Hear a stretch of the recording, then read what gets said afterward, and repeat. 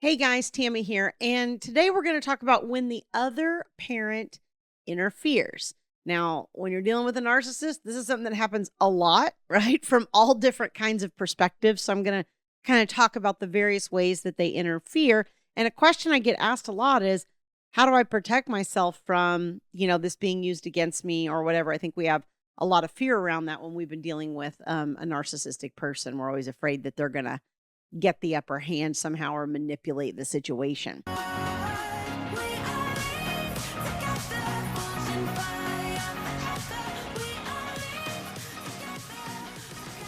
As I dive into this topic, let me just remind you, as always, if you like this content, don't forget to hit like on the video. Also, subscribe to the channel so that you get notified as new videos are released. And as always, please feel free to share on social media. When we are dealing with the other parent and they're interfering, sometimes this comes in the form of, they're manipulating the children. So I've actually had situations where one parent will proactively say to the kids, you don't have to listen to the other parent. I can't imagine anything kind of more destructive for a child, or what would make somebody think that's a good thing to do.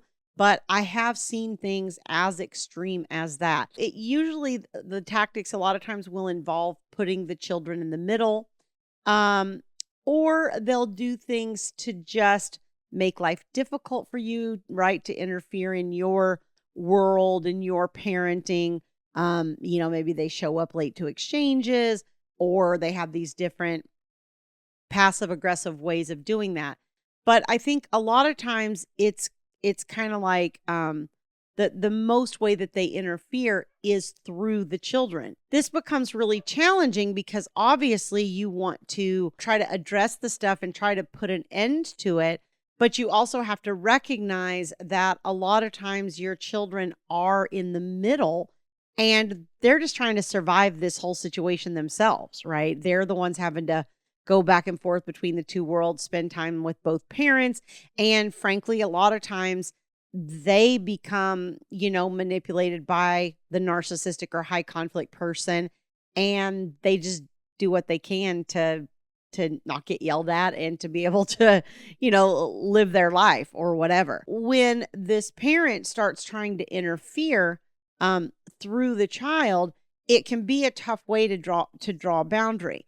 But what you have to do for your child's sake is you have to be the one that actually does enforce that boundary, because you've already got the other parent not honoring a boundary by you using the kids and trying to kind of work through them, so to speak. If you come back and you say to the child, well, why? What did the other parent say? Or who's telling you that? Or why would you say that to me?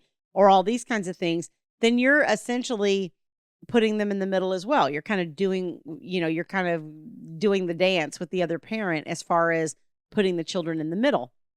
And that becomes very destructive for them. Most of the time it becomes anxiety producing for a lot of kids. I see a lot of kids, particularly between the ages of about 8 and 12, that struggle a lot with anxiety. Sometimes teenagers will too, but I find that it really starts to manifest from that 8 to 12 year range is where we see it a lot. The anxiety tends to occur more often in girls than boys. The thing is that at that age, they know something's going on. They know that things aren't really cooperative between the two of you. And so they're trying to figure out how they navigate between those two worlds. So if the other parent is trying to utilize them to interfere, then you have to be the one to not allow that to happen, because that not only protects you, it protects the children emotionally when you're like, you know what, we're not talking about this. I'll give you an example. So I had somebody who the kid came back and said, oh, Friday, there's this event going on at the other parents, and so I want to go to it. And so the other parent's going to come get me at 5:00, whatever it was. And I think this child was around 9 years old, right? So they're old enough to understand certain things, but they're not really fully cognitively developed either to understand the full dynamic of adult relationships. So my client was like, what do I do? Like, I've already got this child that's kind of dictating to me through the other parents dictating to me through the child of what's going to happen on the schedule. I talked to him after the fact, so it was kind of a little bit late with the child. But what I would have done is I would have just said to the child, you know what? That's a discussion between me and mom, me and dad, whatever it is, me and your other parent. That's a discussion between us where we need to make that decision. So I'll talk to your other parent about it. And just don't entertain it with your child. Just draw that boundary and don't allow it. And then you go back to the other parent on the app or whatever it is. It's usually an app. If you're in a high conflict situation, most of the time you're using an app. But email, text, whatever mechanism that you use to communicate. What I have them do is essentially go on and say, hey, the child mentioned there's this event on, Friday that they would like to attend. Is that something that you were, wanting to come get them for, or something of that nature? Now, obviously your communication about it is going to depend on, are you okay with this happening or not? If you are, then I would just reach out and kind of say, hey, the child mentioned this, confirm the details, and say, ask the question, were you wanting to take them? And I wouldn't assume that that's what they said or anything. I would ask it straight up.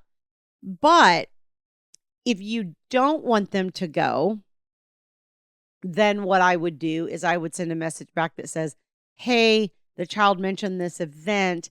Unfortunately, we already have plans for Friday, so he's not going to be able to attend. Something along those lines. A lot of times people say to me, well, the kids are going to be mad. Okay, well, kids get mad. That's part of what happens. Kids get mad when you're not divorced. So kids get mad when you are divorced or not together or whatever it is.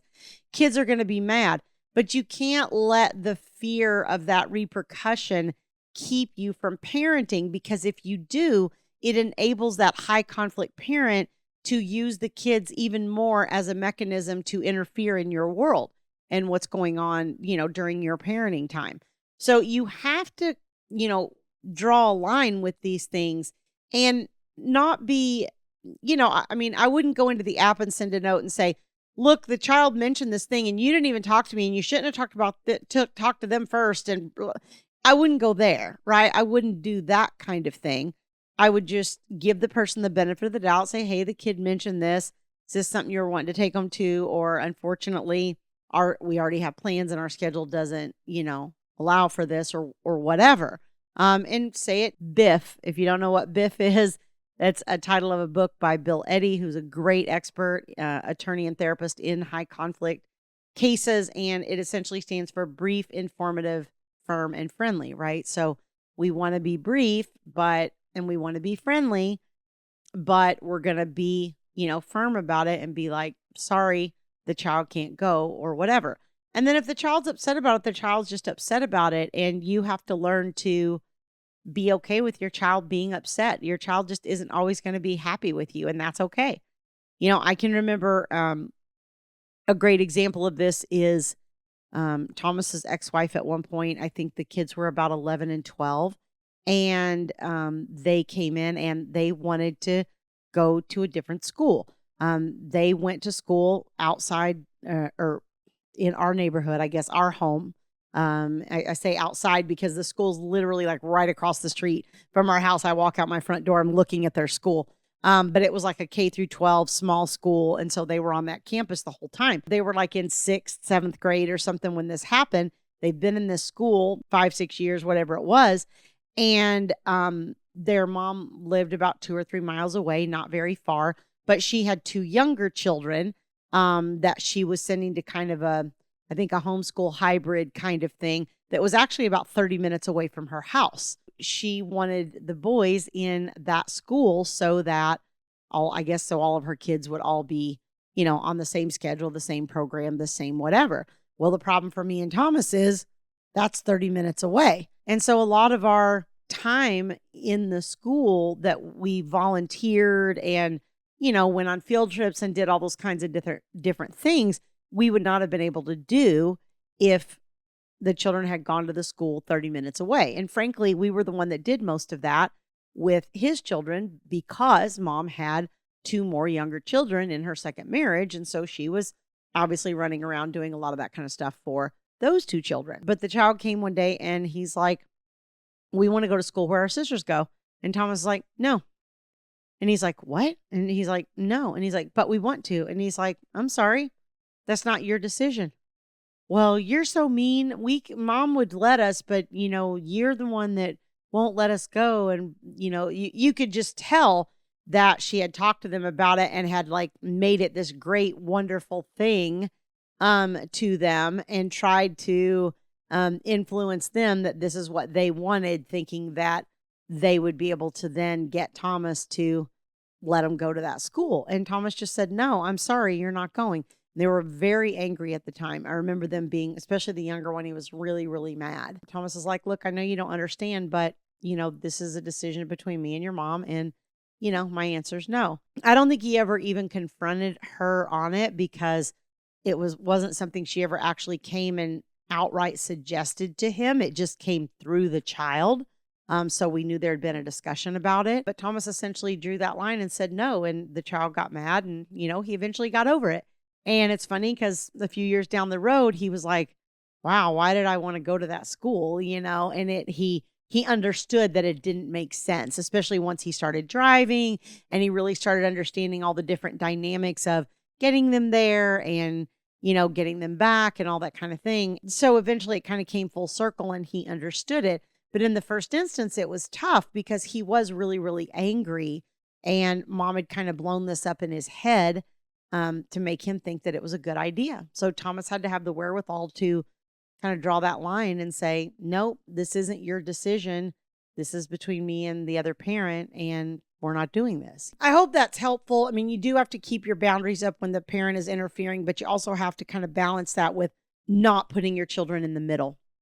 Okay. And I try to give you examples because, these situations are really nuanced and they vary slightly. And so I know a lot of times that people will have been following me or listening to me for a while and they kind of know the basic principles of what to do and what not to do. But sometimes when it comes to the practical application in your own personal situation, it can be confusing on what it is exactly that you need to do. If you'd like help with that, or you'd like to learn more about my services, you can go to divorceuniversityonline.com/VIP-coaching. There's a link on that page. You can book a time to speak with a member of my staff, learn more about my services, and see how I might be able to support you on this journey.